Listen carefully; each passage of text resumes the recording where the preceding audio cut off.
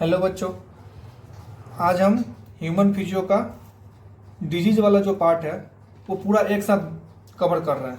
जैसे human physio में जो भी है, जैसे आपका डाइजेशन का हो गया, एक्सक्रीशन का हो गया, रेस्पिरेशन का हो गया, फिर आपको एंडोक्राइन का होगा, सबको एक साथ एक समरी के फॉर्म में हम आपको बता रहे हैं। और यहाँ से गारंटेड श्योरेंस 3 क्वेश्चन फिक्स है, 3 क्वेश्चन आना ही है नीट में। बस आप इतना करके जाते हैं, बस इसको आप देख ले, एक बार रिकैप कर ले और देख करके चले जाए मेरे वीडियो को। डेफिनेटली एक भी क्वेश्चन गलत नहीं होने वाला। ह्यूमन फिजियो से अगर डिजीज से आया तो ठीक है। सबसे पहले शुरू करते हैं डाइजेशन से। उसमें पहला डाइजेशन में आता है डिजीज में जॉन्डिस। सबसे पहले समझेंगे जॉन्डिस क्या है। जॉन्डिस में लीवर अफेक्टेड होता है। क्या अफेक्टेड होता है? लीवर। और लीवर अफेक्टेड होगा तो लीवर में क्या बनता है? बाइल। तो वहां पे बाइल सही से नहीं बनेगा, और बाइल अगर सही से नहीं बनेगा तो हमारा आई जो है ना और स्किन है येलो कलर का अपीयर होगा। तो सबसे पहले क्या ध्यान रखना है, जॉन्डिस में अफेक्टेड होने वाले ऑर्गन का नाम, तो लीवर अफेक्टेड होता है। उसमें स्किन जो है ना और अपना आंख, उसको देखेंगे तो येलो कलर का अपीयर होगा। रीजन क्या है येलो कलर अपीयर होने का? क्योंकि deposition of bile pigment, bile pigment का डिपोजिशन हो जाता है, इसके कारण ये स्किन और आई हमारा येलो कलर का दिखता है। फिर दूसरा डिजीज देखिए, वोमिटिंग। सबसे पहले समझेंगे वोमिटिंग क्या है। तो सबसे पहले देखिए, वोमिटिंग का एक सेंटर है हमारे ब्रेन में जहां से एक रिफ्लेक्स जनरेट होता है, वो है मेडुला ऑब्लंगेटा। तो उससे पूछेगा कि वोमिटिंग जो रिफ्लेक्स होता है, वोमिटिंग रिफ्लेक्स सेंटर कहाँ पे मिलेगा? तो मेडुला ऑब्लंगेटा में मिलेगा। उसके बाद क्या होता है, देखिए वोमिटिंग, जो भी आपने खाना खाया है वो पेट में गया और थोड़ा सा डाइजेशन हुआ, लेकिन फिर आप उसको क्या किए, उस स्टोमक के कंटेंट को माउथ के थ्रू बाहर कर दिए, तो उसको बोलते हैं वोमिटिंग। तो ejection of stomach content, ejection of stomach content through mouth, mouth के थ्रू बाहर कर दिए जो भी स्टोमक के कंटेंट है, जो भी आप खाना खाया था, पार्शियल डाइजेस्टेड फूड्स। देखिए आप देखते होंगे कभी कभी आपको जब भी वोमिटिंग का फीलिंग आता है तो आपको लगता है कि जी मचल रहा है, जिसको बोलते हैं नोजिया। तो feeling of nausea before vomiting, vomiting होने से पहले फीलिंग ऑफ नोजिया आता है। तो आपसे पूछ क्या होगा वोमिटिंग में? सबसे पहले क्या ध्यान रखना है, स्टोमक कंटेंट का जो भी पार्ट है उसको माउथ के थ्रू बाहर कर देते हैं। Feeling of nausea before vomiting feel करते हैं। और वोमिटिंग सेंटर कौन सा होता है? मेडुला ऑब्लंगेटा होता है। तो फिर से देखिए, जॉन्डिस में आपका कौन सा पार्ट अफेक्टेड है? लीवर। उसमें क्या क्या होता है? आई और स्किन अपना कौन सा कलर का हो जाता है? येलो अपीयर होने लगता है। क्या कारण है उसका येलो होने का? क्योंकि डिपोजिशन ऑफ बाइल पिगमेंट होता है। बाइल कहाँ बनता था? लीवर में, और लीवर अफेक्टेड है तो बाइल डिपोजिशन हो जा रहा है, और बाइल का डिपोजिशन होने से स्किन और अपना आई है जो येलो कलर का अपीयर हो रहा है। वोमिटिंग सेंटर कहाँ मिलेगा? मेडुला ऑब्लंगेटा में, ठीक है। और वोमिटिंग सेंटर में क्या फील होता है? तो फीलिंग ऑफ नोजिया फील होता है बिफोर वोमिटिंग, ठीक है। और ejection of stomach content through mouth करते हैं। फिर बात करते हैं अगला डायरिया का। देखिए डायरिया में क्या है, जो अपना बाउल मूवमेंट है ना, तो उसका जो मूवमेंट होता है ना एबनॉर्मल हो जाता है। तो एबनॉर्मल फ्रीक्वेंसी, मतलब एबनॉर्मल, ध्यान रखना टर्म, एबनॉर्मल फ्रीक्वेंसी में बाउल का मूवमेंट होता है। और बाउल का मूवमेंट अगर एबनॉर्मल हो गया ना तो खाना बहुत देर तक पेट में नहीं रुकेगा। अगर पेट में खाना ज़्यादा देर तक नहीं रुकेगा तो उसका डाइजेशन नहीं हो पाएगा। तो लिक्विड का लिक्विड स्टूल, तो क्या बोलेंगे, तो खाना ज़्यादा देर पेट में नहीं रुकेगा तो क्या हुआ? एब्जॉर्प्शन ऑफ फूड रिड्यूस हो गया। क्या हो गया? एब्जॉर्प्शन ऑफ फूड रिड्यूस हो गया। अगर एब्जॉर्प्शन ऑफ फूड रिड्यूस हो गया तो क्या होता है? Increases liquidity of faecal discharge. जो हम लोग फीकल डिस्चार्ज करते हैं वो कौन सा होता है? लिक्विड पार्ट होता है, लिक्विड फॉर्म में होता है। तो डायरिया में क्या समझेंगे? Abnormal frequency of bowel movement. उसके बाद जो अपना ऑब्जॉर्प्शन ऑफ फूड है ना वो कम हो जाता है, ठीक है। तो नीट में क्या पूछेगा कि इसमें से कौन सा डिजीज है जिसमें ऑब्जॉर्प्शन ऑफ फूड रिड्यूस हो जा रहा है? तो वो आंसर जाएगा डायरिया। या पूछेगा कि abnormal frequency of bowel movement किस में आ रहा है? तो उसका आंसर जाएगा डायरिया। या बोलेगा कि increases liquidity of faecal discharge, का आंसर क्या होगा? तो उसका आंसर जाएगा डायरिया। फिर बात करते हैं इंडाइजेशन का। इंडाइजेशन का मतलब होता है खाना का सही से न पचना। जब भी आप देखते होंगे कभी शादी में जाते हैं तो ज़्यादा खा लेते हैं, या हो सकता है कि आपको किसी प्रकार का हेडेक हो, या हो सकता है कि आपके अंदर जो एंजाइम का सिक्रेशन हो रहा हो वो प्रॉपर तरीका से ना हो पा रहा हो, या हो सकता है कि आप स्पाइसी फूड यूज कर लिए हो। तो इन सभी कारणों से आपका इंडाइजेशन होता है। तो आप इससे बचना चाहते हैं तो एंजाइटी, इसीलिए कहा था कभी भी खाना खाते समय टेंशन नहीं लेना चाहिए, फ्री माइंड होकर के रिलैक्स होकर के खाना चाहिए। तो एंजाइटी नहीं। देखिए फूड पॉइजनिंग से भी आपको एंजाइटी हो सकता है। एक फूड पॉइजनिंग का एक बैक्टीरिया है जिसका नाम है क्लोस्ट्रीडियम बोटुलिनम, जो कि फूड पॉइजनिंग कॉज करता है। फिर आगे देखिए इंडाइजेशन में क्या होता है। अगर आप एंजाइम का सिक्रेशन एक अच्छे तरीका से नहीं हो पा रहा है, एंजाइम का सिक्रेशन अच्छे तरीका से नहीं हो रहा है, तो क्या आपको लगता है ये डाइजेशन हो पाएगा प्रॉपर? कभी नहीं हो सकता है। तो अगर मान लीजिए कि इनएडिक्वेट अमाउंट में एंजाइम का सिक्रेशन हो रहा है, मतलब एंजाइम का सिक्रेशन कम हो गया, तो डाइजेशन प्रॉपर नहीं हो पाएगा। अगर आपको एंजाइटी है, आपको डर लग रहा है, ठीक है, तो भी डाइजेशन प्रॉपर नहीं हो पाएगा। अगर फूड पॉइजनिंग हो गया, मान लीजिए कि कोई कैंड फूड है, उसमें क्लोस्ट्रीडियम बोटुलिनम का आपको स्पोर है, वो आप खा लिए, उससे फूड पॉइजनिंग हो गया। हो सकता है कि आप खाना बहुत ज़्यादा खाएं, ठीक है, कभी जी ललचाए रहा ना जाए, थोड़ा हो सकता है आप शादी में गए, कोई अच्छा खाना दिख गया तो सोचे चलो थोड़ा सा और खा लेते हैं, तो उससे भी हो सकता है। अगर ज़्यादा स्पाइसी फूड खा लिए, नॉनवेज वगैरह में ज़्यादा मिर्च मसाला का सामान खा लेते हैं, तो उससे भी आपका इंडाइजेशन हो सकता है। तो आपसे पूछ सकता है कि इंडाइजेशन होने का क्या कारण है, तो पहला कारण बोलेंगे कि इनएडिक्वेट एंजाइम का सिक्रेशन होना, एंजाइटी हो जाना, फूड पॉइजनिंग का हो जाना, ओवर ईटिंग और स्पाइसी फूड का यूज करना, जिसके कारण से इंडाइजेशन होता है, ठीक है। और देखिए इसमें अगर एंजाइम का सिक्रेशन कम हो रहा है तो food not properly digestion, food का प्रॉपर डाइजेशन कभी नहीं हो सकता है। और आपको जब हमेशा लगे कि पेट भरा हुआ है, पेट भरा हुआ है, लेकिन खाना तो आप खा भी ज़्यादा नहीं रहे, और आपको फील होगा कि फीलिंग ऑफ फुलनेस, हमेशा लगा कि पेट भरा हुआ है, ठीक है, तो इंडाइजेशन हो गया। अब बात करते हैं कॉन्स्टिपिकेशन का। कॉन्स्टिपेशन में क्या करते हैं? कॉन्स्टिपेशन में क्या होता है, देखिए आपने पहले पढ़ा था कि abnormal frequency of bowel movement, तो डायरिया, यहाँ ध्यान रखना एबनॉर्मल। लेकिन वहीं अगर बाउल मूवमेंट इरेगुलर हो जाए, क्या हो जाए? इरेगुलर। और बाउल मूवमेंट इरेगुलर हो जाए, अगर सही से बाउल मूवमेंट नहीं कर रहा है, कभी तेज मूवमेंट कर रहा है, कभी कर ही नहीं रहा है, तो क्या होगा? कॉन्स्टिपेशन हो जाएगा। कॉन्स्टिपेशन होने का मेन रीजन यही है कि बाउल मूवमेंट का जो मूवमेंट है ना, इरेगुलर है। और बाउल मूवमेंट इरेगुलर है तो आपके रेक्टम वाले पार्ट में ना, फेकल का, वहाँ पे मैटर स्टोर हो जाता है, जिसको आप क्या बोलते हैं? कॉन्स्टिपेशन कहते हैं। फिर आगे देखते हैं, एक बार फिर से रिकैप करते हैं। जॉन्डिस में कौन सा पार्ट? लीवर अफेक्टेड हो रहा है, आई और स्किन येलो हो जा रहा है, क्या कारण है उसका? Deposition of bile pigment. Vomiting का सेंटर मेडुला ऑब्लांगाटा, क्या होता है उसमें? स्टोमक का जो भी पार्ट है ना, फूड, वो बाहर अपने माउथ के थ्रू बाहर कर दे रहा है। क्यों? देखो कभी भी आपको जब भी वोमिट होने वाला आता है तो आपको फीलिंग ऐसा लगता है कि मिचली हो रहा है, उसको बोलते हैं feeling of nausea before vomiting. अब डायरिया में क्या है? Abnormal frequency of bowel movement, reduce of absorption of food, क्योंकि बाउल मूवमेंट अगर प्रॉपर इरेगुलर हो रहा है, बहुत तेजी से हो रहा है, तो खाना ज़्यादा तक रुकेगा नहीं, और खाना ज़्यादा तक रुका नहीं तो आपका खाना प्रॉपर पचेगा नहीं, ठीक है। तो अगर पचा नहीं तो लिक्विड के थ्रू वो खाना स्टूल से बाहर हो जाएगा। तीसरा बात करते हैं इंडाइजेशन। इंडाइजेशन में क्या होता है? फूड का प्रॉपर डाइजेशन नहीं होता है, और आपको हमेशा लगे कि मेरा पेट भरा हुआ है। रीजन क्या है? आप हेडेक ले रहे हैं, आप स्पाइसी फूड खा रहे हैं, आप ओवर ईटिंग कर रहे हैं, फूड पॉइजनिंग हो रहा है। आप उसके बाद मेन रीजन है एंजाइम का प्रॉपर सिक्रेशन नहीं हो रहा है जितना होना चाहिए। उसके बाद करते हैं कॉन्स्टिपेशन। कॉन्स्टिपेशन में क्या ध्यान रखना है? बाउल मूवमेंट है ना, बाउल मूवमेंट, इसका मूवमेंट होता है इरेगुलर। अगर आपसे एबनॉर्मल बोले तो डायरिया, ध्यान रखना, एबनॉर्मल बोले तो डायरिया, और इरेगुलर बोले तो कॉन्स्टिपेशन, ध्यान रखना। इरेगुलर और एबनॉर्मल में क्या होता है? एबनॉर्मल मतलब खूब तरह जल्दी मूवमेंट हो रहा है, लेकिन इरेगुलर में कभी हो रहा है, कभी नहीं हो रहा है, तो आपके रेक्टम वाले पार्ट में जो फीकल मैटर का रिटेन हो जाता है, स्टोर रहता है, उसको बोलते हैं कॉन्स्टिपेशन। तो कब्ज का दवा लेते हैं। फिर आगे देखते हैं, फिर एक डिजीज आता है प्रोटीन एनर्जी माल न्यूट्रिशन, इसका शॉर्ट फॉर्म है पीएम, प्रोटीन एनर्जी माल न्यूट्रिशन।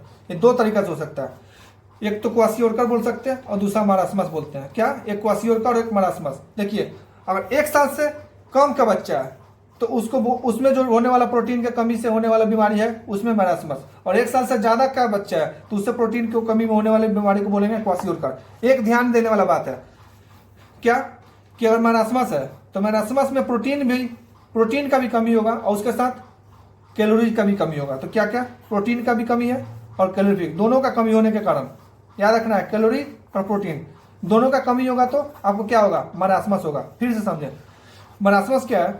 मरासमस एक टर्म यूज करते हैं माँ, और माँ के गोद में बच्चा कितने दिन तक हमेशा रहता है? 1 साल से कम तक। तो ध्यान रखना है, माँ के गोद में बच्चा 1 साल से कम तक है तो माँ के गोद में वो हमेशा रह रहा है बच्चा, तो खाना नहीं खा रहा होगा, वो दूध पी रहा होगा। अगर दूध पिएगा तो खाना नहीं मिलेगा, और खाना नहीं मिलेगा तो कैलोरीज नहीं मिलेगा। तो इसलिए प्रोटीन का कमी तो पहले था ही, और बाद में खाना नहीं खा रहा है वो, तो कैलोरी का भी कमी है।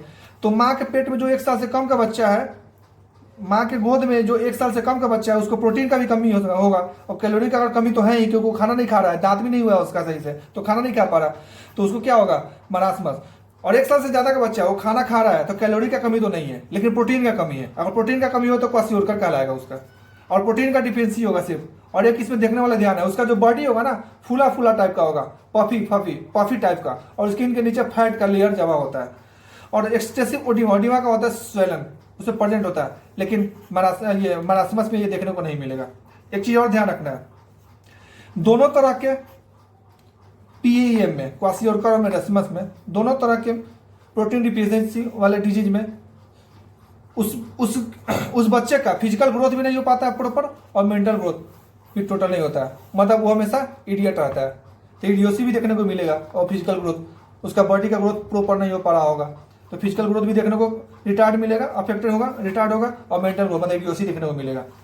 तो इस तरह से डाइजेशन का चैप्टर का अपना जो भी था उसको क्लियर किया। अब बात करते हैं रेस्पिरेटरी सिस्टम का। रेस्पिरेटरी सिस्टम में आपका 4 डिजीज है जिसके बारे में जानते हैं। पहला अस्थमा। अस्थमा के एक तरह का एलर्जिक रिएक्शन है, इसीलिए बोला जाता है कि कभी पोलन मिस्ट वगैरह से या पार्थिनियम ग्रास से बचना चाहिए। अगर किसी को बहुत एलर्जी तो बहुत तरह से हो सकता है, तो अगर आप, यह एक एलर्जिक रिएक्शन है, और एलर्जिक रिएक्शन क्या होता है तो क्या होता है उसमें, मान लीजिए कि एक ल्यूमन है, ये देखिए एक ल्यूमन है, और इस ल्यूमन से एयर पास कर रहा है, लेकिन इस ल्यूमन को अगर हम नैरो कर दें तो एयर पास होने में क्या होगा, डिफिकल्टी होगा। ठीक है, एयर पास होने में डिफिकल्टी होगा, तो एयर पास में अगर डिफिकल्टी होगा तो आपको साउंड निकलेगा, विजलिंग साउंड, जैसे मान लीजिए कि जैसे सीटी बज रहा हो ना, उस तरह का साउंड निकलेगा।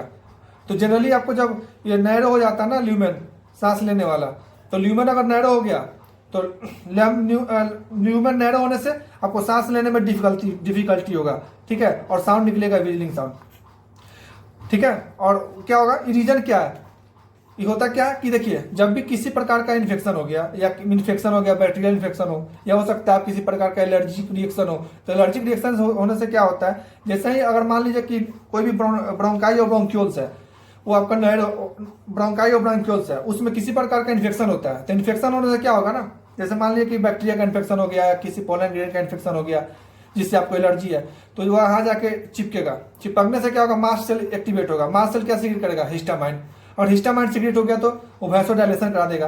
फिर exudation of fluid, exudation of fluid में क्या मतलब होता है, म्यूकस का सीक्रेशन बढ़ जाएगा। अगर म्यूकस का सीक्रेशन बढ़ेगा ना, तो वो जो ल्यूमेन था ना, वो आपको नैरो हो जाएगा, फिर आपको सांस लेने में दिक्कत होगा। इसलिए ब्रोंकोडायलेटर ड्रग आपको लेना पड़ेगा ताकि ब्रोंकोडायलेशन हो सके। तो ध्यान देना है। तो डिफिकल्टी इन ब्रीदिंग, सांस लेने में दिक्कत होगा। रीजन क्या है कि जो ब्रोंकाई और ब्रोंक्यूल है ना, उसका जो ल्यूमेन है ना, उसका नैरो हो जाना। फिर बात करते हैं रीजन क्या है, inflammation of bronchi and bronchiole. अगर ब्रोंक्यूल, ये पहले नॉर्मल देखिए, पहले ऐसे था, उस कॉन्स्टिक्ट जाने के बाद ऐसे हो गया, तो फिर सांस लेने में दिक्कत होगा। तो क्या दिक्कत है, तो क्या बोले, इन्फ्लामेशन ऑफ ब्रोंकाई और ब्रोंक्यूल। ये किसी प्रकार एलर्जिक रिएक्शन हो सकता है, किसी पैरासाइटिक इन्फेक्शन से भी हो सकता है।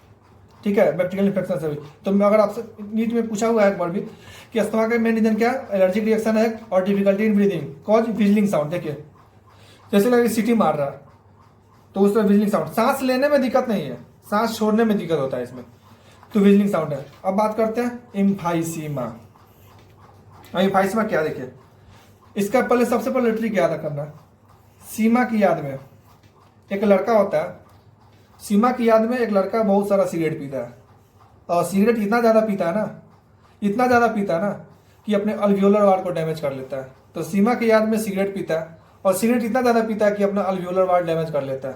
तो याद रखना, ये मेजर कॉज किसके कारण होता है, तो मेजर कॉज है आपका सिगरेट स्मोकिंग के कारण होता है। और सिगरेट क्यों पिया था, क्योंकि सीमा की याद में पी लिया था, सीमा उसको धोखा देकर भाग गई होगी, तो सीमा की याद में उसने सिगरेट स्मोकिंग किया था और उसका एल्वियोलर वाल डैमेज हो गया। और अगर एल्वियोलर वाल अगर डैमेज हो गया तो आपको पता है कि एल्वियोलर वाल डैमेज हो गया तो उसमें जो रेस्पिरेटरी सरफेस है वो क्या हो जाएगा, कम हो जाएगा। और जितना रेस्पिरेटरी सरफेस ही कम हो गया तो ऑक्सीजन जो है सो जो ब्लड है जो उतना ऑक्सीजनेटेड नहीं हो पाएगा। ठीक है, तो इसमें ये अल्वियोलर वाल डैमेज होने से ये प्रॉब्लम होता है। तो इसमें एम्फाइसीमा में क्या होता है, सिगरेट स्मोकिंग के कारण होता है। यह क्रोनिक डिसऑर्डर है। क्रोनिक का मतलब समझे, लंबे समय से जब आप सिगरेट का स्मोकिंग करेंगे तभी जाकर के हो सकता है। क्रोनिक टर्म यूज करते हैं, कोई भी काम करना है जब आप लंबे समय तक बार बार कर रहे हैं तभी ये जाकर बीमारी होगा। एक दिन सिगरेट पीने से कुछ नहीं होगा। इसका मतलब ये नहीं कि जाकर के आप पहला बार सिगरेट पी लें। फिर बात करते हैं ब्रोंकाइटिस। यहाँ टर्न हो रहा है आइटिस। आइटिस का मतलब होता है इन्फ्लेमेशन, सबसे पहले ध्यान रखना है। तो ब्रोन मतलब ब्रोन टर्न किया गया ब्रोंकाई से, और आइटिस मतलब इन्फ्लेमेशन। ब्रोंकाई में जब इन्फ्लेमेशन हो जाएगा उसको ब्रोंकाइटिस बोलेंगे। तो स्वेलिंग बोलिए या इन्फ्लेमेशन बोलिए, देखो स्वेलिंग ऑफ ब्रोंकाई, इसको क्या बोलेंगे, ब्रोंकाइटिस। ठीक है, ये कौन बीमारी किस चीज का डिसऑर्डर है, तो यह ब्रोंकाई का डिसऑर्डर है। तो ब्रोंकाई में इन्फ्लेमेशन होने से होता है ब्रोंकाई, और जो क्या बोलते हैं डिसऑर्डर को किसके कारण होता है, सॉरी किस में होता है, तो ब्रोंकाई में। अब देखिए, जब किसी भी चीज का स्वेलिंग हो जाता है ना, तो उसमें म्यूकस का सिक्रेशन होने लगता है। तो जितना ज्यादा म्यूकस का सिक्रेशन होगा तो हमेशा कफ ज्यादा बढ़ेगा। तो एग्जाम में क्या पूछेगा, ऐसा कौन सा ऐसा डिजीज है जिसमें रेगुलर कफ बनता है। ऑप्शन में आपको दे सकता है अस्थमा, एम्फाइसमा, ब्रोंकाइटिस, तो इस तरह से देगा। तो उसमें ऑप्शन जाएगा आपका ब्रोंकाइटिस। ब्रोंकाइटिस में क्या डैमेज हुआ था, ब्रोंकाई या ब्रोंक्यूल बोल सकते हैं। उसमें इन्फ्लामेशन हो गया तो आपको ये बीमारी हुआ, और उसमें हमेशा रेगुलर कफ मिलेगा, हमेशा वो आदमी खांसते छिकते रहेगा। ठीक है, अब बात करते हैं occupational respiratory disease. Occupational respiratory disease में क्या, डिसऑर्डर में क्या देखेंगे, इसमें क्या होता है कि देखिए, आप मान लीजिए कि कहीं किसी खदान में काम कर रहे हैं, जैसे मान लीजिए स्टोन का ग्राइंडिंग करने वाला, स्टोन का ग्राइंडिंग हो रहा हो या तोड़ा जा रहा हो, तो उसमें छोटा छोटा जो डस्ट पार्टिकल है ना, वो उड़ते रहता है, और उड़ करके क्या होता है ना, हमारे लंग्स में चला जाता है, और लंग्स में जा करके वहाँ पे धीरे धीरे जमा हो जाता है। और जमा होने से क्या होगा, धीरे धीरे एक बार जमा हुआ, 2 बार जमा हुआ, धीरे धीरे करते करते बहुत सालों तक, जैसे मान लीजिए ये भी एक तो क्रोनिक डिसऑर्डर में ही आएगा। बहुत सालों तक आप सब उसी से बार बार इनकाउंटर किया जा रहा है, उसी मतलब ये पॉल्यूशन से, वहाँ के डस्ट पार्टिकल से बार बार इनकाउंटर हो रहा है, बार बार इनकाउंटर हो रहा है, वो बार बार लंग्स में जाकर के डिपोजिट हो जा रहा है। और लंग्स में बार बार डिपोजिट होगा ना, तो जाकर के फाइबर बना लेगा अंदर, और उस फाइबर को बोलते हैं लंग्स फाइब्रोसिस। तो बार बार जब आप बहुत सालों तक 10 साल 20 साल तक आप काम करते हैं किसी भी आप खदान में, जहाँ पे ग्राइंडिंग हो रहा हो, ग्राइंडिंग ऑफ स्टोन हो रहा हो या स्टोन ब्रेकिंग हो रहा हो, तो वहाँ छोटा छोटा डस्ट का पार्टिकल आपके नॉस्ट्रिल से होते हुए लंग्स में चला जाएगा, और वहाँ जाकर डिपोजिट हो जाएगा। और डिपोजिट होने से बहुत सारा डिपोजिट हो जाएगा, तो उस कंडीशन में क्या बोलेंगे, लंग्स फाइब्रोसिस। लंग्स सॉलिड हो जाएगा, और वो सांस लेने में क्या होगा, दिक्कत होगा। तो लॉन्ग एक्सपोजर के कारण ही होता है, एक दिन 2 दिन काम। इसीलिए सलाह दिया जाता है जो भी उसमें काम करने वाले वर्कर हैं, कि उनको सजेस्ट ये किया जाता है कि आप हमेशा मास्क का यूज करें, ताकि आप इस डिसऑर्डर से बच सकते हैं। अब देखिए आगे,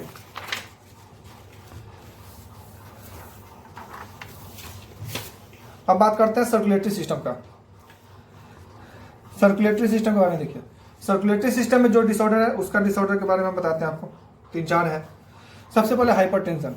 हाइपरटेंशन में क्या समझेंगे, अगर सिस्टोलिक और डायस्टोलिक में जो सिस्टोलिक का प्रेशर कितना होता है 120, और डायस्टोलिक का होता है 80। अगर 120/80 mm/Hg से अगर ज़्यादा हो जाए तो उसको बोलेंगे हाइपरटेंशन। इसका मतलब सिस्टोलिक 120 से ज़्यादा होना चाहिए, और डायस्टोलिक 80 mm/Hg से ज़्यादा होना चाहिए, तो उसमें हाइपरटेंशन होता है। अगर मान लीजिए हाइपरटेंशन पूछे, तो हाइपरटेंशन में होगा सिस्टोलिक 120 से कम, और डायस्टोलिक भी 80 से कम होना चाहिए। तो ये कौन सा होगा, हाइपरटेंशन होगा।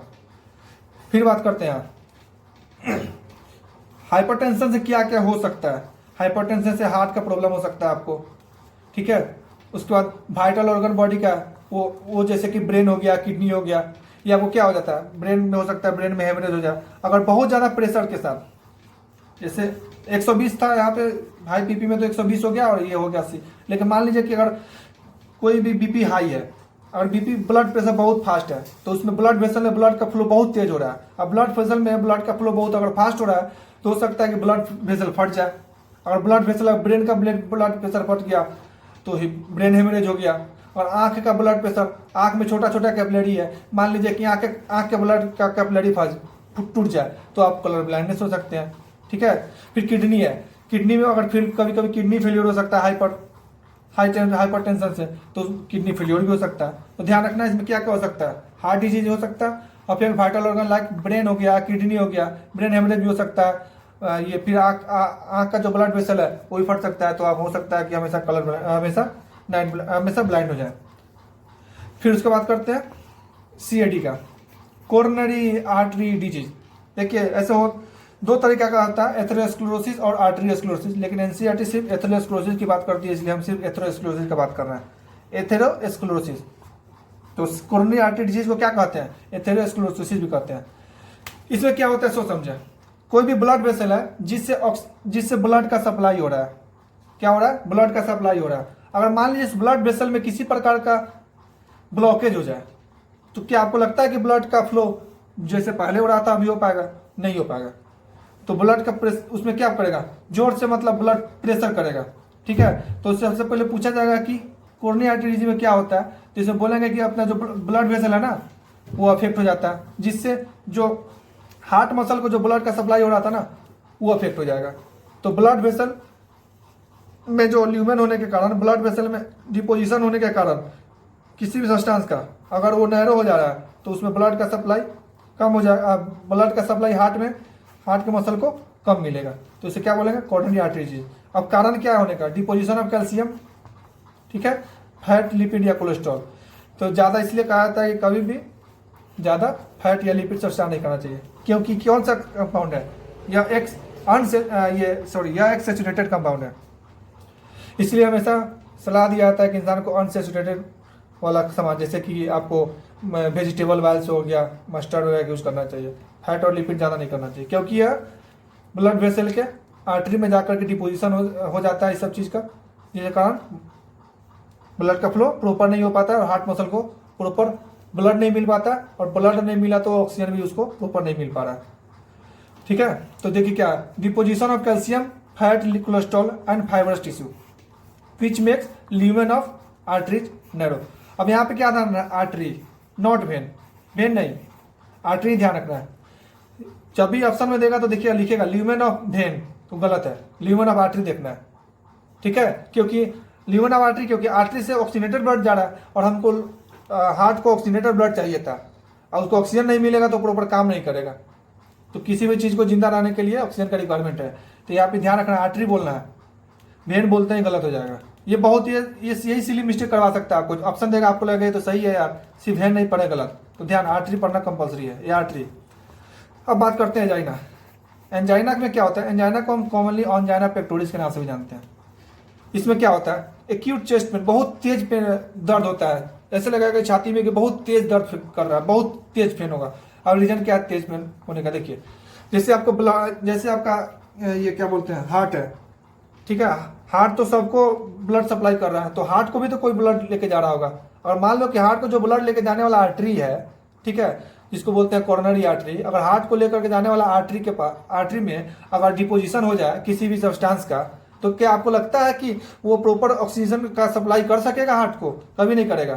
तो अगर हार्ट को अगर आपको नहीं मिल पाएगा प्रॉपर ब्लड और प्रॉपर ऑक्सीजन, तो वो उसका जो मसल्स है वो डैमेज होने लगेगा धीरे धीरे। तो आपको क्या फील होगा कि अरे यार बहुत हार्ट में तेज दर्द कर रहा है। और यही जो है ना, जब आप यही समय बहुत दिन तक धीरे धीरे हो जाएगा, जब आप इसको नहीं प्रॉपर डॉक्टर का ट्रीटमेंट लेंगे तो आपको बदल जाएगा हार्ट अटैक में, यही लीड कर देता है हार्ट अटैक में। जनरली आपको देखने को मिलेगा मिडिल एज में या ओल्ड एज के पर्सन में, ठीक है। और देखिए क्या क्यों होता है, occurs due to condition that affect the blood flow. और ब्लड का फ्लो अगर अफेक्ट होगा तब ये प्रॉब्लम होगा। फिर देखिए, due to no enough oxygen is reaching to the heart muscle. देखिए हार्ट के मसल को अगर ऑक्सीजन प्रॉपर नहीं मिलेगा, क्या कारण था, ब्लॉकेज हो जाएगा आर्टरी में, तो ऑक्सीजन का फ्लो प्रॉपर नहीं हो पाएगा। ऑक्सीजन का फ्लो प्रॉपर नहीं हो पाया तो हार्ट के मसल को ऑक्सीजन नहीं मिल पाया, और हार्ट के मसल को ऑक्सीजन नहीं मिल पाएगा तो हार्ट का मसल धीरे धीरे डैमेज होने लगेगा और आपको धीरे धीरे पेन होगा। अगर प्रॉपर आप ट्रीटमेंट नहीं लेते हैं तो आपको लीड कर जाएगा किस में, हार्ट अटैक में। तो देखिए फिर आगे देखते हैं, बात करते हैं हार्ट फेल्योर का। हार्ट फेल्योर में क्या, देखिए हार्ट फेल्योर में क्या होता है ना, जो अपना हार्ट है ना प्रॉपर पंप करता है। जैसे आप एक बार में 70 ml ब्लड पंप किया, हो सकता है कि 70 ml की जगह पे 60 ml पंप कर दे, या हो सकता है कि ऐसे नोट धड़कने जाए 72 धड़क जाए 60, तो आपको पता है सब 72 धड़कने जाए 60 धड़का रहे हैं, या 72 की जगह पे 80 धड़का रहा है। तो ये सब आपको हार्ट फेल्योर में, हार्ट प्रॉपर काम नहीं कर रहा है, हार्ट प्रॉपर ब्लड को पंप नहीं कर रहा है, तो आपको इसको बोलेंगे हार्ट फेल्योर। देखिए heart when it is not pumping blood effectively enough to meet the needs of body. देखिए हार्ट उतना ब्लड का सप्लाई नहीं कर रहा है जितना हमारे बॉडी का रिक्वायरमेंट है। क्यों नहीं कर पा रहा, क्योंकि हार्ट के हार्ट में किसी प्रकार का प्रॉब्लम हो सकता है हार्ट का जो वाल हो डैमेज हो चुका हो, हार्ट में ऐसे नोड हो वो थोड़ा आपका सही से काम नहीं कर रहा हो, एवी नोड हो वो नहीं सही से काम नहीं कर रहा हो, बंडल ऑफ फिश हो, परकिंजे फाइबर हो, सब अच्छे से काम नहीं कर पा रहा हो, तो इसके कारण हार्ट फेलियर हो सकता है। तो हार्ट फेलियर में क्या देखना है, जो ब्लड है ना उसका पंपिंग इफेक्टिवली नहीं हो पा रहा है। अगर ब्लड पंपिंग इफेक्टिवली नहीं हो पाएगा तो बॉडी को जितना रिक्वायरमेंट है ऑक्सीजन का प्रॉपर उसको नहीं मिल पाएगा। इसलिए इसको कभी कभी बोलते हैं कंजेस्टिव हार्ट फेलियर। इसको क्यों बोलते हैं, sometimes known as congestive heart failure. इसको हम हार्ट फेलियर को कंजेस्टिव हार्ट फेलियर के नाम से भी जानते हैं। ठीक है ये जनरली आपको कहां देखने को मिलेगा, क्या रीजन है इसका, तो because congestion of lungs is one of the main symptom of this disease. ये ध्यान रखना है इसमें, बस यहां से एक ही क्वेश्चन उठेगा, एराइज किया जाएगा, कंजेशन ऑफ लंग्स वन किस में देखने को मिलेगा, तो जब हार्ट फेलियर होता है तो उसमें ये मेन सिम्टम ऑफ डिजीज का। तो congestion of lung is the main symptom of disease किसका है, तो हार्ट फेलियर का आएगा आंसर। अब बात करते हैं कार्डियक अरेस्ट का। अपना हार्ट धड़क रहा है धड़क रहा है धड़क रहा है धड़क रहा है धड़क रहा है धड़क रहा है धड़क रहा है धड़क रहा है धड़क रहा है धड़क रहा कॉन्ट्रैक्ट हो गया, तो धड़कते धड़कते धड़कते धड़कते कॉन्ट्रैक्ट हो गया, और कॉन्ट्रैक्ट हो गया मतलब इसका मतलब वो हार्ट बीट नहीं कर रहा है, हार्ट धड़क नहीं रहा है, और हार्ट का धड़कना एक बैक से रुक जाए उसको बोलते हैं कार्डियक अरेस्ट। ठीक है, हार्ट धड़क रहा, अगर हार्ट का धड़कना एक बैक से रुक जाए तो उसको बोलते हैं कार्डियक अरेस्ट। ठीक है, उसके बाद सुनिए कार्डियक अटैक। कार्डियक अटैक में क्या है, सॉरी हार्ट अटैक में आपको बता चुके हैं ना, हार्ट के मसल को अगर प्रॉपर ऑक्सीजन नहीं मिलेगा तो उसका रेस्पिरेशन सही से नहीं हो पाएगा, और धीरे धीरे उसका जो ये हार्ट का जो मसल है वो धीरे धीरे डैमेज होने लगेगा। अगर धीरे धीरे हार्ट का मसल अगर डैमेज होने लगा तो आपको सबसे पहले क्या दिखेगा, एंजाइना पेक्टोरिस, और फिर वही एंजाइना पेक्टोरिस क्या कर लीड टू हार्ट अटैक। तो हार्ट का मसल देखिए, तो when heart muscle is suddenly damage bye इनएडिक्वेट blood supply, blood का सप्लाई अगर प्रॉपर नहीं हो रहा है तो आपका हार्ट का मसल डैमेज होगा, थोड़ा सा डैमेज होगा, फिर 25% फिर 50%, अगर आपको भी नहीं दिखाता तो राम नाम डैश डैश डैश है। तो ठीक है, आप ये देखें सर्कुलेटरी सिस्टम। फिर आगे बात करते हैं आप स्क्रीटरी सिस्टम का। स्क्रीटरी सिस्टम में सबसे पहले देखेंगे यूरेमिया। देखिए एक टर्म यूज करते हैं यूरेमिया, मिया टर्म सब यूज करते हैं ब्लड के लिए, किसके लिए, ब्लड के लिए। और यूरी मतलब यूरिया, तो ब्लड में यूरिया का कंसंट्रेशन बढ़ जाना कहलाता है यूरेमिया। तो क्या हुआ, ये क्यों बढ़ गया ब्लड में यूरिया का कंसंट्रेशन, क्योंकि आपका जो किडनी था ना प्रॉपर काम नहीं कर पा रहा था। अगर प्रॉपर आपका किडनी काम करता तो आपका यूरेमिया नहीं होता। तो क्या बोलेंगे, malfunctioning of kidney lead to accumulation of urea in blood. अगर ये किडनी का अगर फंक्शन अगर सही से नहीं है तो ब्लड में यूरिया का लेवल बढ़ता रहा है, क्योंकि किडनी का काम क्या है, यूरिया को एक्सक्रीट कर देना। लेकिन अगर आपका किडनी खराब हो गया तो यूरिया तो एक्सक्रीट नहीं कर पाएगा, वो एक्सक्रीट नहीं कर पाएगा तो आपके जो पेरिट्यूलर कैपिलरी होता है ना ब्लड, उसमें फिर से अपना यूरिया जैसे था वैसे ही रहेगा, और आपको क्या करेगा, यूरेमिया कोज करेगा।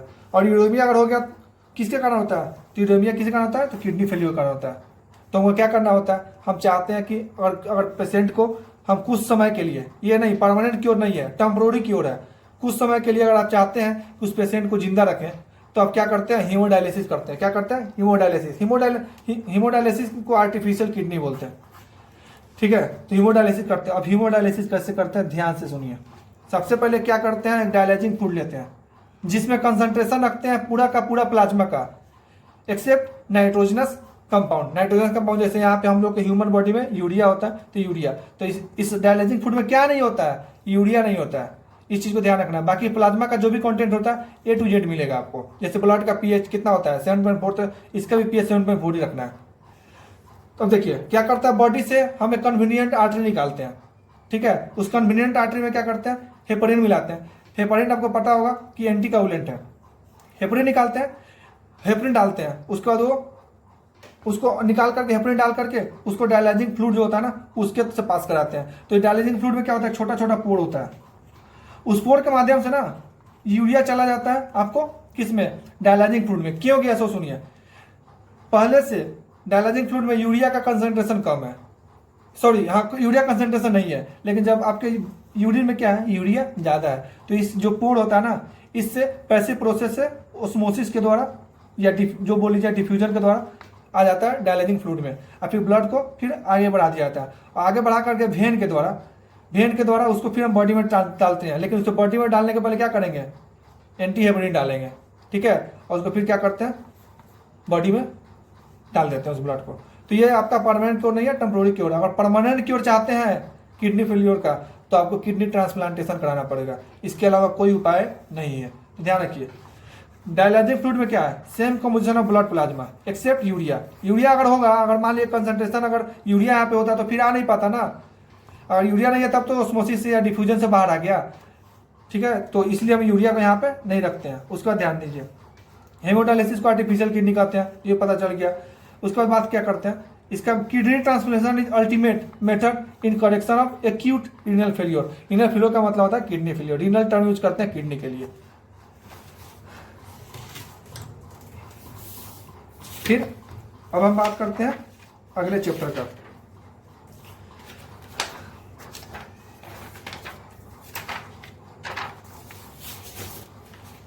तीसरा पॉइंट है रीनल कैलकुली। रीनल कैलकुली का मतलब होता है कि किसी भी सब्सटेंस का सॉलिड फॉर्म में, किसी भी सब्सटेंस का सॉलिड फॉर्म में हमारे किडनी में उसका डिपोजिशन हो जाना। जैसे यहाँ पे हमारा स्टोन है या insoluble mass of crystallize salt है लाइक ऑक्जेलेट, यहाँ पे कैल्शियम ऑक्जेलेट हो सकता है, का फॉर्म हो गया विद इन किडनी। इसलिए कहा जाता है कभी भी ज़्यादा ये टोमेटो वगैरह नहीं खाना चाहिए। तो ध्यान रखिए, स्टोन और इंस्टोन का या insoluble mass of crystallize salt का डिपोजिशन हो जाना कहाँ पे, किडनी में, उसको क्या बोलते हैं, रीनल कैलकुली। जैसे बोलते हैं ना कि हमको ये पत्थर हो गया किडनी में, तो यही है रीजन, क्या कैल्शियम ऑक्जेलेट का डिपोजिशन हो गया या किसी भी सॉल्ट का डिपोजिशन हो गया। इसलिए पानी आप प्रॉपर बहुत ज़्यादा पिएंगे तो यूरिन के थ्रू वो पास हो सकता है। अब बात करते हैं ग्लोमेरुलोनेफ्राइटिस। तो आपको पता है कि सबसे पहले एक ये बोमेंस कैप्सूल होता है, यहाँ पे ग्लोमेरुलर कैपिलरी होता है जो कि आता है अफरेंट आर्ट्रियोल का बना होता है, और आप एक होता है इफरेंट आर्ट्रियोल। तो इसमें क्या ध्यान रखेंगे, inflammation of glomerulus in kidney due to bacterial infection. अब देखिए आईटी टर्म कब यूज करेंगे, आईटी टर्म यूज करते हैं इन्फ्लामेशन के लिए। ग्लोमेरुलस में अगर इन्फ्लामेशन हो जाए तो उसको क्या बोलेंगे, ग्लोमेरुलोनेफ्राइटिस। क्यों होगा, इसलिए क्योंकि बैक्टीरियल का इन्फेक्शन या पैरासाइट का इन्फेक्शन होगा तभी हो सकता है। अब अगला चैप्टर का यूज करते हैं लोकोमोशन एंड मूवमेंट। तो अगला चैप्टर बात करते हैं लोकोमोशन एंड मूवमेंट, उसका डिजीज के बारे में। इसमें सबसे पहला आता है माइस्थेनिया ग्रेविस। इसमें क्या पूछेगा, या एक ऑटो इम्यून डिसऑर्डर है। कौन सा डिसऑर्डर है, ऑटो इम्यून डिसऑर्डर है। इसमें क्या अफेक्ट होता है, जो न्यूरोमस्कुलर जंक्शन होता है ना वही अफेक्ट हो जाता है। तो पूछेगा क्या, माइस्थेनिया ग्रेविस एक ऑटो इम्यून डिसऑर्डर है जिसमें न्यूरोमस्कुलर जंक्शन का अफेक्टेड होने के कारण ये प्रॉब्लम होता है, ठीक है। ये क्या क्यों होता है, leading to fatigue of muscle, weakening and paralysis of skeletal muscle. याद रखना इसमें weakening and paralysis of skeletal muscle, ये बहुत इंपॉर्टेंट है, यही लाइन लिख करके देगा। ये weakening and paralysis of skeletal muscle किस में देखने को मिलता है, तो माइस्थेनिया ग्रेविस में। अगला देखिए मस्कुलर डिस्ट्रोफी। मस्कुलर डिस्ट्रोफी में क्या होता है, डिस्ट्रोफिन प्रोटीन का अगर कमी हो जाता है तो ये देखने को मालूम मिलेगा। ये जनरली आपको जेनेटिक डिसऑर्डर है, मोस्टली आपको ये जेनेटिक डिसऑर्डर है। और क्या होता है इसमें, progressive degeneration of skeletal muscle. अगर डिस्ट्रोफिन प्रोटीन नहीं मिलेगा तो मसल का कॉन्ट्रेक्शन रिलैक्सेशन सही से नहीं हो पाएगा।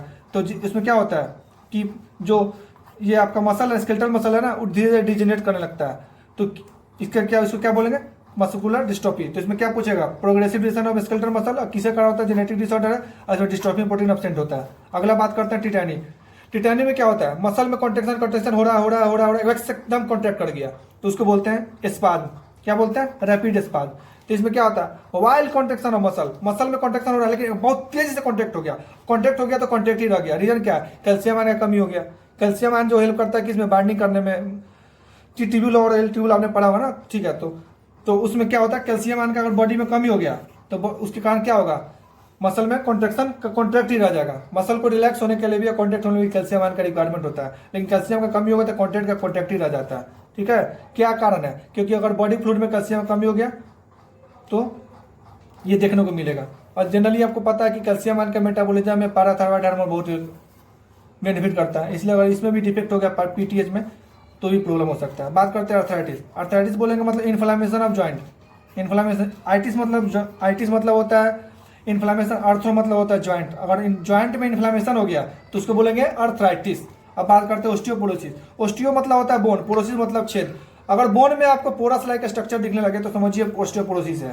रीजन क्या है? जनरली आपको देखने को फीमेल में मिलेगा, क्योंकि उसमें एफएसएच का जो लेवल होता है ना, जैसे जैसे 50 वर्ष का एज होता है, जैसे मान लीजिए कि मेनोपॉज आ जाता है, तो मेनोपॉज आता है तो एफएसएच का लेवल बॉडी में कम हो जाता है, और बॉडी में एफएसएच का लेवल कम होने से आपको ये देखना ओस्टियोपोरोसिस। मेल में क्यों नहीं होता है? मेल में जो अपना टेस्टोस्टेरोन है ना, वो धीरे धीरे कन्वर्ट हो जाता है एफएसएच में, लेकिन फीमेल में ऐसा तो कुछ है नहीं। तो यह ध्यान रखना, decrease the level of oestrogen in female, common cause. कौन सा कॉमन कॉज? ओस्टियोपोरोसिस। उसके बाद बात करते हैं गाउट। गाउट का मतलब होता है गठिया, ठीक है। तो इसमें कुछ नहीं है, इन्फ्लामेशन ऑफ ज्वाइंट हो जाता है। ज्वाइंट में जब इन्फ्लामेशन हो जाएगा ना, उसका मेन कारण क्या है? यूरिक एसिड का डिपोजिशन होना। जो भी ज्वाइंट है, जितना भी ज्वाइंट है ना, उसमें यूरिक एसिड का अगर डिपोजिशन हो जाता है तो वहाँ पे इन्फ्लामेशन हो जाएगा, और इन्फ्लामेशन हो जाएगा तो उस घटना को बोलते हैं गाउट। ठीक है, तो अब अगला चैप्टर शुरू करते हैं। नर्वस में तो ऐसा कोई इंपॉर्टेंट चैप्टर लिखा हुआ नहीं है एनसीईआरटी में, इसलिए मैंने बता नहीं रहा। अब बात करते हैं इंडोक्राइन का। इंडोक्राइन का क्या क्या करना है तो ध्यान रखना है। इंडोक्राइन में आपको सबसे पहले जो हार्मोन है उसका डिसऑर्डर देखिए। Growth hormone. ग्रोथ हार्मोन में डिसऑर्डर आपका दो हो सकता है, या तो ग्रोथ हार्मोन का लेवल बढ़ जाए बॉडी में तो हाइपो, और लेवल कम हो जाए तो हाइपर। अगर हाइपो हो जाए तो उसमें बोलते हैं ड्वार्फिज्म या एटिलोसिस। जैसे आप कभी भी जाएंगे सर्कस में तो उसमें जो बावना होता है ना, उसको बोलते हैं एटिलोसिस। क्या कारण है? उसमें हाइपोसेक्रेशन ऑफ ग्रोथ हार्मोन हो जाता है, उसको बोलते हैं एटिलोसिस। एटिलोसिस बोल लीजिए, मिडगेट बोल लीजिए। और मान लीजिए हाइपर हो जाए तो हाइपर हो सकता है, बच्चे में भी हाइपर हो सकता है और एडल्ट में भी हाइपर हो सकता है। तो एडल्ट में हाइपर हो गया तो उसको बोलते हैं एक्रोमेगाली। तो कैसे? ए फॉर एडल्ट याद रखने के लिए, और ए फॉर एक्रोमेगाली ध्यान रखने के लिए। हाइपर में, और मेल में हाइपर हो गया, ठीक है, तो आपको क्या देखने को मिलेगा? एक्रोमेगाली। और बच्चे में हाइपर हो गया तो देखने को मिलेगा गिगैटिज्म।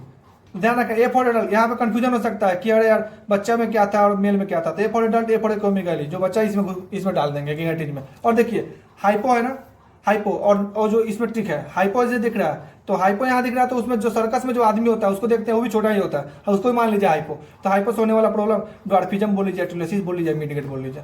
अब बात करते हैं थायरॉक्सिन। थायरॉक्सिन के लेवल से या तो हाइपो हो सकता है, प्रॉब्लम हो सकता है, या हाइपर से हो सकता है। और हाइपो से अगर चाइल्ड में होगा तो उसको बोलते हैं cretinism. C for child, C for cretinism याद रखना है। सी फॉर चाइल्ड और सी फॉर क्रेटिनिज्म, ये टर्म यूज करना है यहाँ पे देखिए। तो चाइल्ड में अगर हाइपो हो गया तो क्रेटिनिज्म हो गया, और एडल्ट में अगर हाइपोसेक्रेशन हो रहा है तो मिक्स्ड ओडिमा। मिक्स्ड ओडिमा मतलब आंख प्रोट्रूडेड आई की तरह दिखेगा, बड़ा बड़ा आंख दिखेगा, तो उसको बोलते हैं मिक्स्ड ओडिमा। ये एनसीईआरटी में नहीं है। हाशिमोटो डिजीज सिंपल ग्वाइटर, इसलिए नहीं बता रहा, फिर भी जान जाओ हाशिमोटो डिजीज भी हाइपोसिक्रेशन से होता है और सिंपल ग्वाइटर भी हाइपोसिक्रेशन से होता है। अब बात करते हैं हाइपर सिक्रेशन। हाइपर सिक्रेशन में दो आता है, ग्रेव्स डिजीज और प्लम्बर डिजीज। ग्रेव्स डिजीज एक ऑटोइम्यून है, और प्लम्बर डिजीज क्यों होता है? देखो, हाइपर सिक्रेशन तब हो सकता है जब हो सकता है कि आपको जो थायराइड ग्लैंड है उसमें कैंसर हो जाए, और थायराइड ग्लैंड में कैंसर हो जाए तो सेल का सेक्सी ग्रोथ हो जाएगा, सेल ज्यादा ग्रोथ हो जाएगा तो उसमें सिक्रेशन ऑफ थायरोक्सिन बढ़ जाएगा। सिक्रेशन ऑफ थायरोक्सिन बढ़ गया तो उससे क्या क्या प्रॉब्लम हो सकता है? ग्रेव हो सकता है, प्लम्बर हो सकता है। एक मूवी था गर्व, उसमें सलमान खान ना, या ट्रिक बता रहे हैं, एक मूवी था गर्व जिसमें सलमान खान बहुत ज्यादा हाइपर हो गया था। तो हाइपर मतलब क्या? हाइपर मतलब ज्यादा, और सलमान खान हाइपर हो गया, तो गर्व मूवी का नाम था। उसमें कौन बीमारी है? Autoimmune disease. तो पूछेंगे नीट में क्या ग्रेव डिजीज किस होगा? तो हाइपर सिक्रेशन ऑफ थायरोक्सिन। और प्लम्बर ये इंपॉर्टेंट है, सिर्फ ग्रेव डिजीज। सलमान खान याद रखना, हाइपर हो गया था, मूवी था गर्व, उसमें हाइपर हो गया था, बहुत ज्यादा एक्साइट हो गया था, तो थायरोक्सिन। अब बात करते हैं पैराथायरॉइड। पैराथायरॉइड का हाइपर सिक्रेशन से टिटैनी होता है, और हाइपर सिक्रेशन से ओस्टियोपोरोसिस और रीनल स्टोन हो जाएगा। पैराथायरॉइड का जो हाइपर सिक्रेशन से टिटैनी, हाइपो सिक्रेशन से, अगर हाइपो सिक्रेशन कैल्शियम कम है तो उससे मसल में जुट नहीं पाएगा, जिससे पैराथायरॉइड हार्मोन का सिक्रेशन कम हो जाएगा, उसको बोलेंगे टिटैनी। और हाइपर सिक्रेशन हो गया तो ओस्टियोपोरोसिस या रीनल स्टोन। अब बात करते हैं आपको एड्रिनल कॉर्टेक्स में हार्मोन है मेनली अल्डोस्टेरोन। उसका अल्डोस्टेरोन का अगर लेवल अगर कम हो गया तो एडिशन, तो अंडर प्रोडक्शन ऑफ कोर्टिसोल या under production of aldosterone lead to Addison disease. इसमें क्या होता है? कोर्टिसोल का लेवल कम हो जाएगा, कोर्टिसोल कम हो जाएगा तो ग्लूकोज कम हो जाएगा, और ग्लूकोज कम हो जाएगा तो क्या होगा? हाइपोग्लाइसीमिया दिखेगा, और अपना जो स्किन है ना ब्राउन कलर का दिखेगा, ब्राउन कलर का। अब बात करते हैं हाइपर। हाइपर में दिखेगा कुशिंग डिजीज। कुशिंग क्यों दिखेगा? हाइपर में कुशिंग, हाइपर में कुशिंग डिजीज दिखता है। क्यों दिखेगा? क्योंकि हाइपर हो गया तो कोर्टिसोल ज्यादा लेवल है, कोर्टिसोल ज्यादा, ग्लूकोज है, ग्लूकोज ज्यादा मून, तो इसलिए बोलते हैं जो हाइपर होता है चांद सा रोशन चेहरा, और हाइपर हो जाएगा इंसान तो लोग बोलता है उसको मनाने के लिए चांद सा रोशन चेहरा, बाबू बाबू चुप हो जाओ, चुप हो जाओ, चुप हो जाओ। फिर बात करते हैं उसमें क्या होता है? Fat distribution of unusual body area, जैसे हम्प दिखेगा बड़ा, जैसे लगेगा कि कितना मोटा हो गया। तो याद रखना हाइपर सिक्रेशन किस होगा? कुशिंग डिजीज हाइपर में आ गया, और हाइपर सिक्रेशन में आपको Addison disease, under production of cortisol, अगर प्रोडक्शन अगर कॉर्टिसोल का ज़्यादा है तो कुशिंग डिजीज हो गया। कौन डिजीज भी, कौन के लिए जिम्मेदार कौन, तो अल्डोस्टेरोन, टर्न ऑन, कौन के लिए जिम्मेदार कौन, अल्डोस्टेरोन। तो अल्डोस्टेरोन का क्या है, कौन डिजीज कब होगा, जब अल्डोस्टेरोन का लेवल बॉडी में बढ़ जाएगा। तो कौन के लिए जिम्मेदार कौन, तो अल्डोस्टेरोन, कौन के लिए जिम्मेदार कौन, तो अल्डोस्टेरोन। तो इसी हिसाब से जो भी मेरा आपको अच्छा लगा तो बस मेरा साथ यहीं तक था भाई। और आपको अच्छा लगा तो आप मेरे वीडियो को लाइक, सब्सक्राइब और शेयर करना ना भूलें। जय हिंद।